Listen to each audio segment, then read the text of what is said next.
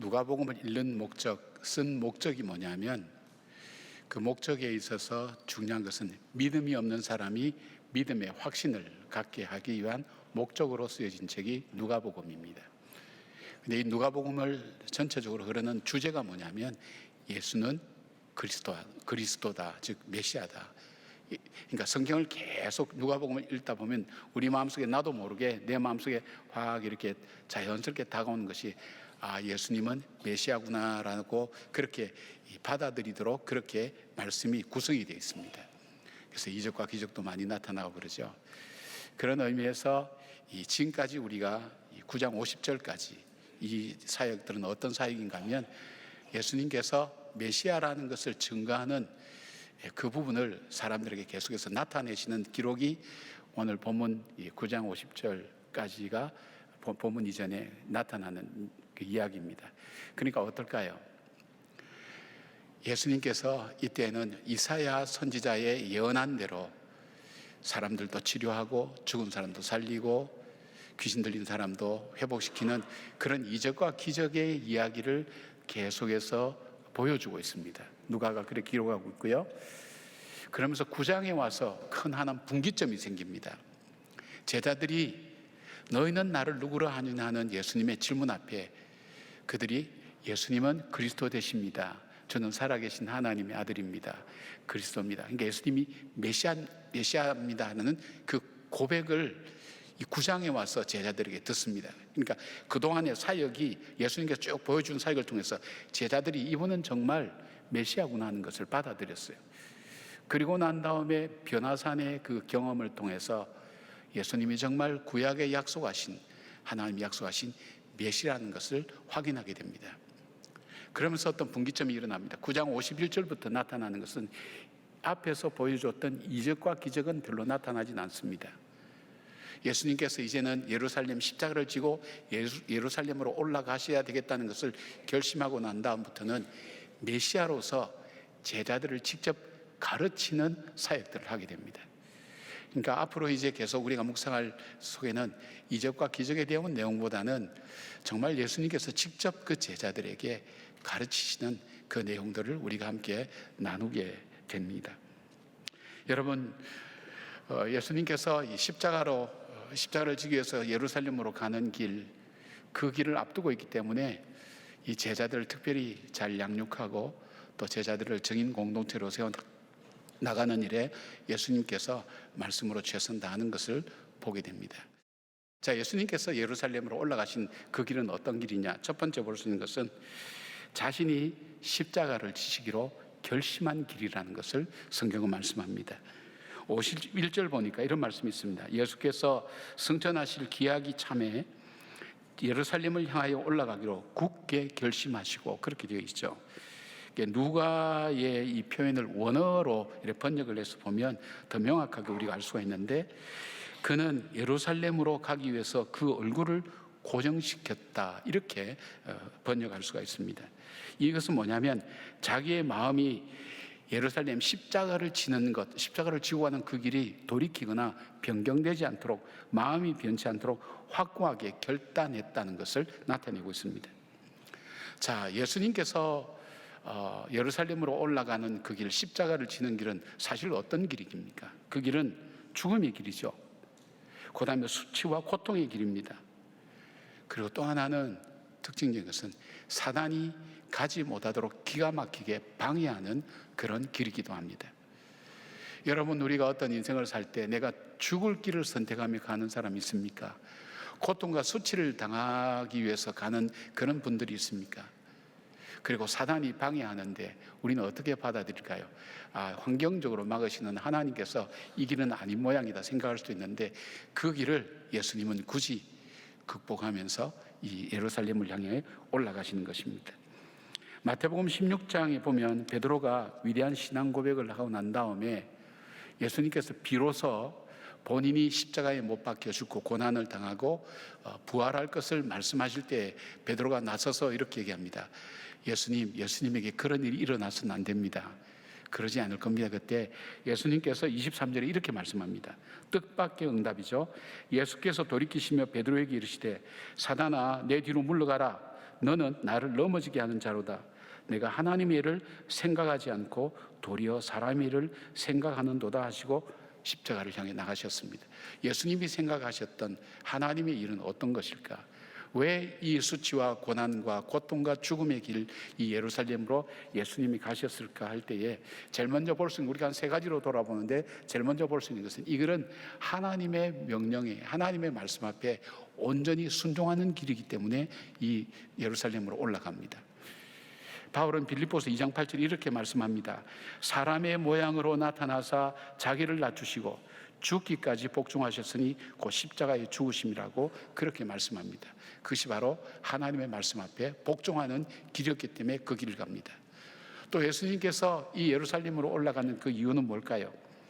메시아로서 감당해야 될 구원의 역사가 일어나는 길이기 때문에 그 길을 가셨습니다. 예수님은 십자가를 지시기 직전에 임박해서 예루살렘을 3번 방문하셨다고 그렇게 정리했습니다.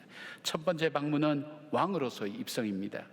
사람들은 종려나무 가지를 흔들고 자신들의 옷을 벗어 길을 만들면서 예수님을 왕으로 환영하죠. 두 번째 예루살렘을 방문할 때에는 선지자로서 입성했습니다. 바로 성전을 청결하게 하신 거죠. 성전 안 장사꾼들을 다 내쫓으시면서 내 집은 기도하는 집이라고 선포하신 것입니다.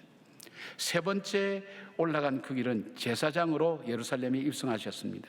십자가에서 제물이 되어 우리의 죄값을 다 치르시고 사명을 완수한 일이죠.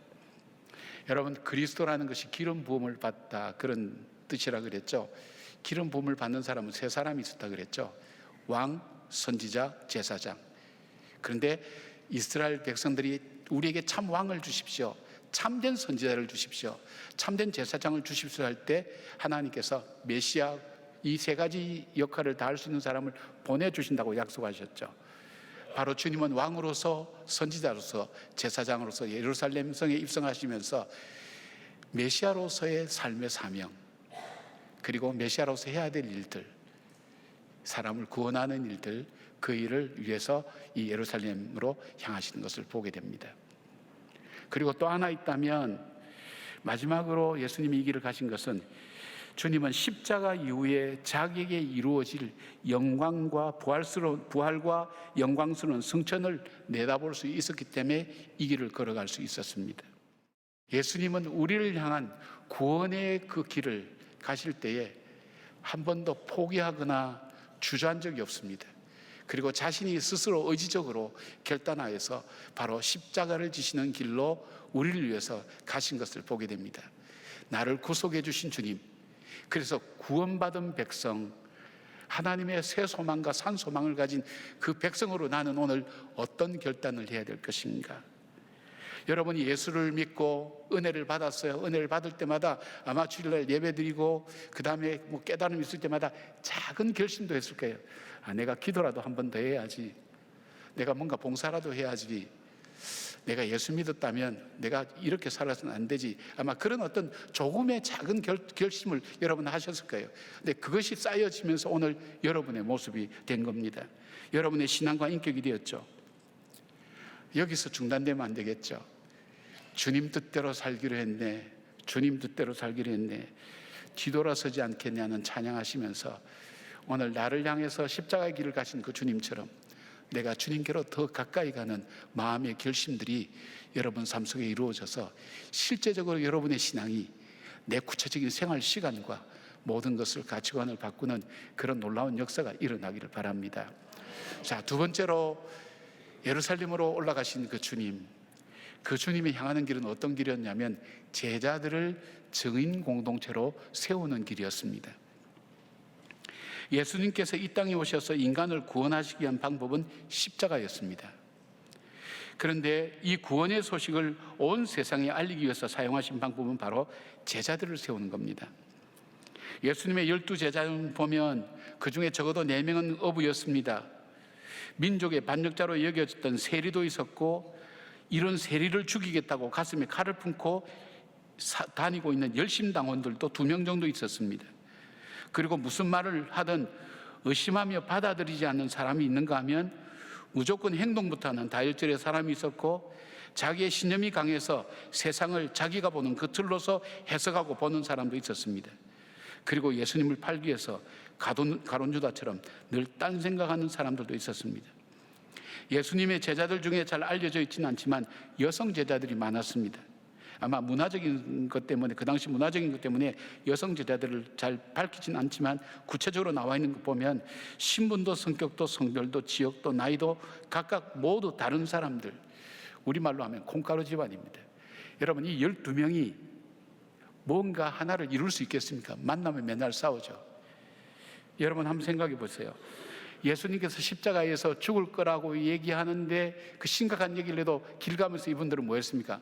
누가 더 높으냐 싸우는 그런 오합지졸의 사람들이었다는 것을 보게 됩니다. 그런데 예수님께서 이들을 증인 공동체로 세워나갑니다. 예수님의 부활과 예수님의 죽음, 십자가를 증거하는 증인, 그래서 그것을 위해서 목숨도 바칠 수 있는 사람으로 훈련시켜 나가는 거예요. 이것은 뭐냐면 오늘 저와 여러분을 주님께서 부르셔서 우리의 신앙이 오늘 여러분들이 이 자리에 앉을 때까지, 예배를 드리는 이 시간이 될 때까지 주님께서 우리에게 해오신 방법이라는 겁니다. 하나님의 손길이 내 삶 속에 어떻게 역사하시는 것을 생각하시면서 예수님이 제자를 다루어 가시는 것을 한번 보시면 여러분 은혜가 많이 될 줄 압니다. 제일 먼저 하신 것은 예수님과 동행하게 했습니다. 이것은 예수님과의 관계를 위해서 동행하게 됩니다. 아무리 친하고 가깝다 할지라도 동행하지 않으면 더 이상 관계는 발전될 수 없습니다. 주님은 이 제자들과 함께 늘 동행했다고 성경은 그렇게 기록합니다. 마가복음 3장 13절 14절에 또 산에 오르사 자기가 원하는 자들 부르시니 나온지라 이에 12를 세우셨으니 이는 자기와 함께 있게 하시고 동행하도록 했다는 겁니다. 사도행전 1장 22절 보니까 가룟 유다 대신 제자를 뽑을 때의 조건이 바로 항상 우리와 함께 다니던 사람 중에 하나를 세워 우리와 더불어 예수께서 부활하심을 증언할 사람이 되게 하여야 하리라 라는 기준에서 ματ대아라는 사람이 뽑히게 됩니다. 왜냐하면 동행할 때 사람은 닮게 되어 있습니다. 함께 거할 때 같은 것을 경험하면서 마음이 점점 가까워집니다. 그리고 함께 교제할 때 진정으로 사랑하게 됩니다. 바로 제자들을 그렇게 훈련시켜 나갔습니다. 그래서 예수님은 제자들을 세우실 때 제일 먼저 하신 방법이 예수님과 함께 동행하게 했습니다. 여러분 신앙생활을 하시는 분 중에 교회 나오시는 분들 중에 가끔 그런 얘기를 듣습니다. 제가 뭐 나오고 싶어 나왔나요? 내가 안 나가면 일주일 동안 바가지 긁힐 거 생각하니까 할 수 없이 나와 있는 거죠. 그래서 오시면 늘 주무세요. 이렇게 주무시지만 그러나 꼭 나오세요. 강제로 나온 거예요. 난들 나오고 싶어 나왔습니까? 내가 지금 당해 있는 여러 가지 어려운 일들이 참 나오지 않으면 안 된다고, 주님을 찾지 않으면 안 된다고. 전 제가 여러분이 기도하는 것처럼 이명 때문에 많이 고통스럽습니다. 그런데 그렇게 기도합니다. 하나님 너무 고통스러워요. 그런데 하나님은 옳습니다. 왜냐하면 이명이 24시간 들리니까 제가 늘 하나님을 생각하는 거예요. 하나님 맞습니다. 제가 주님께서 제 삶에 이런 어떤 어려움을 주시지 않았다면 제가 늘 하나님을 의식하고 살아갈 수 있을까요? 하나님이 지금도 나와 함께 계신다는 것을 내가 고백하면서 실제적으로 살 수 있을까요? 뭐 목사니까 당연히 하나님과 동행한다고 생각하지만 사실 마음은 안 그럴 때가 많거든요. 몸은 따라가지만 마음은 딴 생각할 때 많은데 하나님께서 이걸 통해서 하나님과 동행하도록, 하나님과 더 가까워지도록, 기도도 훨씬 하나님과 가까이 하는 것을 제 스스로도 많이 느낍니다. 그냥 거창하게 하는 기도보다도 길 가면서도, 그리고 자리에 잠깐 누웠을 때도 계속해서 있는 그대로 기도하고 하나님과 더 가까워지고 하나님과 교제하는 그 시간을 많이 갖게 됩니다. 그래도 좋은데 좀 치료해 주시면 좋겠다, 그 생각을 많이 하고 있습니다. 예, 그걸 하나님께 기도합니다. 두 번째는 예수님께서 어떻게 제자들을 길러 가셨는가 하면 예수님께서 행하시고 사람들을 대하시는 것을 제자들이 보게 했습니다. 주님께서 수많은 이적과 기적을 보여주시고 병든 사람과 귀신 들린 사람을 회복시키시고 죽은 사람을 살리는 것을 제자들로 보게 했습니다. 뿐만 아니라 중요한 사건마다 기도하는 것도 보게 하셨죠. 그래서 다른 복음서와는 다르게 누가복음에는 기도하는 예수님의 모습을 꼭 기록해 두었습니다. 신앙 고백을 들을 때에도 변화산에서도 기도하실 때라는 것을 꼭 밝히고 있습니다. 십자가 위에서도 겟세마네 동산의 기도에도, 그리고 베드로라는 사람을 위해서 기도하는 것도 보면 기도를 계속해서 강조하고 있습니다. 그러나 예수님께서 병든 사람도 고쳐주시고, 귀신도 내어 쫓아보내주시고, 죽은 사람도 살리시고, 물고기 5마리, 2마리와 보리떡 5개를 5천 먹이면서도 그 사람들을 불쌍히 여기신 것도 있지만은, 그러나 또 하나의 초점이 있었어요. 그것은 뭐냐면 이것을 제자들이 바라보게 만들었어요. 그리고 사람들을 어떻게 대하는지도 바로 예수님은 제자들에게 보게 만들었어요. 보고 배우는 거죠. 보면서 배우게 되는 거죠. 제자들에게 보여주실 때, 왜냐하면 사람은요 계속 볼 때 생각이 바뀝니다. 계속 볼 때 배우게 됩니다. 그리고 계속 볼 때 나중에는 자기도 따라하게 됩니다. 세 번째, 이제 예수님은 제자들을 이제 공동체로 세울 때 직접 가르쳐 주셨어요. 9장 51절 이후에는 기적이 많이 기록되어 있지 않지만 대신 예수님께서 제자들을 가르치는 것이 많이 나옵니다. 기도도 가르쳐 주시고, 누가복음만이 기록하고 있는 한밤중에 찾아온 친구 비유와 과부와 재판관 비유, 바리새인과 세리 등의 비유 등은 다른 복음서에서 없는 그런 일들을 다른 관점으로 누가는 기록하고 보여주고 있습니다. 예수님의 세 가지 훈련에 따라서 서서히 오합지졸에서 증인 공동체로 변하기 시작하는데, 제자들에게 기도도 보여주시고 가르치시고 명령하시는데 불구하고 누가복음에는 제자들의 기도한 내용이 안 나옵니다. 그런데 사도행전을 열면 이들이 예수님이 했던 것처럼 기도하는 것을 그대로 삶에서 실천하고, 배운 것, 들은 것, 본 것, 함께하면서 한 것을 실천하게 됩니다. 그래서 함께하고 보게 하고 듣게 하는 것이 예수님께서 우리를 훈련시켜 오신 거예요. 우리를 제자로 만들어 가시고, 우리를 그리스도 안에서 한 공동체로 묶어주시고 연결시켜서 이 증인 공동체로 살아가는, 그래서 또 다른 증인 공동체를 세워나가는 그 일을 위해서 주님께서 우리를 불러주셨다는 것, 제자들을 부르신 주님께서 우리를 제자로 부르셔서 그렇게 우리를 세워가신다는 것을 보게 됩니다. 여러분들을 지금까지 누가 이렇게 만들었습니까? 하나님께서 그렇게 인도해 오셨습니다. 그래서 많은 분들이 그런 고백을 많이 합니다. 하나님의 은혜였습니다. 인도하심이었습니다. 고백하는 이유가 바로 주님을 만나면서 우리의 삶이 바뀌게 되었고, 주님께서 우리의 삶을 인도해 오셨다는 것입니다. 여러분, 주님께서 우리를 제자로 부르신 그 부름에 응답하며 살아가는 여러분들 되시길 바랍니다. 자, 세 번째로 예수님께서 예루살렘으로 향하는 길은 제자의 삶을 교훈하는 길이었습니다. 오늘 본문은 주님을 따라가는 제자가 어떤 삶을 살아야 하는지를 세 사람을 통해서 주님께서 말씀하고 있습니다. 첫 번째 사람은 마태의 기록을 보면 서기관이라고 그렇게 기록하고 있습니다. 57절에 이분이 이런 얘기합니다. 길 가실 때에 어떤 사람이 여짜오되 어디로 가시든지 나는 따르리이다. 대단한 거죠. 여기서 따르다라는 의미를 지닌 동사 아콜루테오라는 이 단어는 주어의 의지, 확고한 의지와 그리고 결단을 나타낼 때 사용하는 좀 특이한 단어죠. 쉽게 말하면 이분이 주님이 행하시는 이적과 말씀하신 교훈을 통해서 감동을 받은 유대인의 유명한 선생님이죠.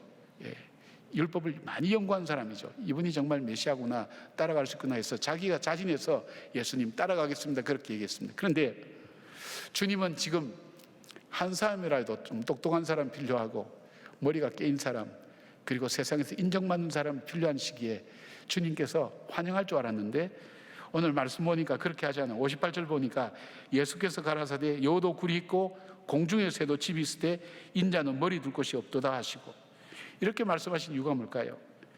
주님을 따르는 길, 제자의 길은 우리가 상상하는 것처럼 하나님 나라의 영광만 있는 것이 아닙니다. 세상적으로는 아무 영광을 누리지 못할 때도 있습니다. 영의 눈을 떠서 예수님을 따르기 위해서 치루어야 될 십자가의 고난과 시련을 겪어야 된다는 것도 알아야 된다는 것입니다. 그리고 동시에 그 하늘나라에서 누릴 하나님의 상급을 바라볼 줄 아는 눈, 그것이 있을 때 제자길이 세워진다는 것을 주님 말씀하고 있습니다. 여러분, 예수 믿으면 모든 것이 형통하고 만사가 다 잘 되는 것이 아닙니다. 우리 세상에 시련을 피해갈 사람 없습니다. 고통도 있습니다. 그것이 바로 인생사라고 그렇게 얘기합니다. 그런데 그 삶 가운데 이 믿음을 가지고 주님을 따라가는 사람, 바로 그 사람은 그 가운데서도 하나님이 기뻐하시는 새로운 인생, 복된 인생을 살아갈 수가 있다는 것입니다. 고난과 시련이 우리의 삶 속에도 있을 수 있다고. 주님께서 그랬죠. 나를 따라오면 고난과 시련이 없을 거다, 시험도 없을 거다 말씀하신 적 없어요. 오히려 이렇게 말씀하셨어요. 너희가 세상에서 시험을 당하나 담대하라. 내가 세상을 이겨노라. 우리 그리스도인들도 시험과 어려움을 당할 수 있다는 것, 그 십자가 너머의 그 영광만 바라보는 것이 아니라 십자가와 더불어 그 너머에 있는 바로 소망의 영광을 바라볼 줄 아는 관점이 있어야 이 제자로 따라올 수 있다는 겁니다. 사랑하는 여러분, 교회 오면 또 기도하면 모든 것이 만사형통해서 저절로 이루어지고 안 되던 일도 잘 되고 그냥 마음도 평안하고 다 잘 될 거라고 생각하는데 아닙니다. 주님을 따라가기 위한 대가를 치러야 되는, 제자의 치러야 될 대가가 있습니다.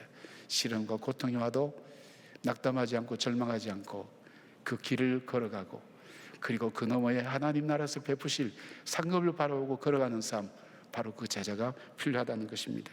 두 번째 사람은 59절에 또 다른 사람에게 나를 따르라 하시니 그가 이르되 나로 먼저 가서 내 아버지를 장사하게 허락하옵소서라고 대답합니다. 이번엔 예수님이 초청합니다. 나를 따르라고. 그랬더니 내 아버지를 장사하게 허락해 달라고. 유대의 문화 중에 장례식은 굉장히 중요하게 다루어졌습니다. 그래서 율법이 정한 기본적인 의무까지도 이 장례식 때는 다 면제해 줬습니다. 그러니까 장례식이 굉장히 중요한 거죠. 그러니까 이 사람은 합리적으로 얘기한 거예요. 그 다음에 사람들이 설득력 있게 받아들일 정도로 그렇게 얘기한 거예요. 근데 주님이 뭐라고 말씀하시는가? 60절에 가라사대 죽은 자들로 자기 죽은 자들을 장사하게 하라. 너는 가서 하나님 나라를 전파하라 하시고, 제자의 길은 세상에 썩어질 것에 집착해서는 따라갈 수 없다고 말씀합니다. 하나님 나라를 증가하고 전파하는 일에 우선순위를 둬야 된다고 말씀하죠. 그래서 주님께서 말씀하십니다. 너희는 먼저 그의 나라와 의를 구하라. 그리하면 이 모든 것을 너희에게 주시리라고 말씀하시는 바른 가치관을 가지고 사람을 살리고 생명을 살리고 영혼을 살린 일에 우선순위를 두고 자기의 삶을 사는 사람, 그 사람이 아니면 제자의 길을 갈 수 없다는 것입니다. 세 번째 사람은 자신이 주님을 따르겠다고 이야기를 하면서 61절에 주여 내가 주를 따르겠나이다마는 나로 먼저 내 가족을 작별하게 허락하소서. 근데 주님께서 말씀하십니다. 62절 보니까 손에 쟁기를 잡고 뒤를 돌아보는 자에게는 하나님 나라에 합당하지 아니한지라 하시니라. 시골에서 농사 짓는 것을 보면 옛날에는 소에 멍에를 지우고 농가밭을 갈게 했습니다. 그런데 손에 쟁기를 들고 자꾸 뒤를 돌아보거나 옆을 바라보면 논이랑은 삐뚤삐뚤해져서 고르지도 않지만 씨앗을 잘 뿌릴 수가 없습니다. 사명을 받은 사람은 오직 앞만 보고 나가야 됩니다. 제자의 길은 바로 사명을 위해 앞을 향해 달려가야 됩니다. 빌립보서 3장 13절에 사도 바울은 나는 아직 내가 잡은 줄로 여기지 아니하고 오직 한 일, 즉 뒤에 있는 것은 잊어버리고 앞에 있는 것을 잡으려고 표대를 향하여 그리스도 예수 안에서 하나님 위에서 부르신 부름의 상을 위하여 달려가노라. 여러분, 앞으로 나가는 사람은요, 과거에 매이면 안 됩니다. 과거에 좋은 것도 나쁜 것도 다 뒤로 보낼 수 있어야 됩니다. 왜냐하면 좋은 기억을 갖고 있는 사람은 현실과 비교하면서 계속 불평하고 비교하면서 여러분들 오히려 다른 생각을 하게 됩니다. 그리고 실패하고 아팠던 일들은 그것이 내 발목에 상처가 되면서 나로 하여금 앞길 나가는데 막게 됩니다. 그래서 바로 앞을 향해 나가는 사람은 뒤에 것을 다 잊어버리고 표대를 향해서 가는 사람을 말씀하고 있습니다. 주님은 십자가의 길을 가셨습니다. 하나님이 우리를 구원하시기 위해서 예수님을 보내시고 십자가를 지게 하셔서 우리를 모든 죄에서 구속하여 주시고 죄인된 우리를 하나님의 자녀 삼아 주셔서 우리에게 죽음 그 너머에 새 소망, 산 소망을 우리에게 주셨습니다. 그 소망 가운데 오늘 살아가시면서 주님이 우리와 동행하고 고아와 갑처럼 버려두지 않는다고 했습니다. 바로 주님께서 우리를 구원하시고 우리를 복주시기 위해서 십자가의 길을 묵묵하게 가시고 결단하셔서 가신 것처럼 오늘 사랑하는 여러분, 저와 여러분이 살아가는 우리의 삶 여정 속에 마음의 작은 결단을 하셨으면 좋겠어요. 하나님 정말 우리를 제자로 부르신 주님, 오합지졸과 같이 아무것도 아닌 나를 주님께서 부르셔서 증인의 공동체가 되게 하시고, 사도행전에 나오는 그 증인 공동체가 바로 세상을 뒤집고 변화시키고 세계 역사를 바꾸는 놀라운 삶으로 놀라운 역사를 일으킨 것처럼, 바로 저와 여러분의 삶을 통해서 우리 가정이 달라지고 내가 속한 곳이 새로워지고 우리의 삶의 현장이 하나님 나라가 되는 그런 놀라운 은혜를 체험하는 여러분들 되기를 바랍니다.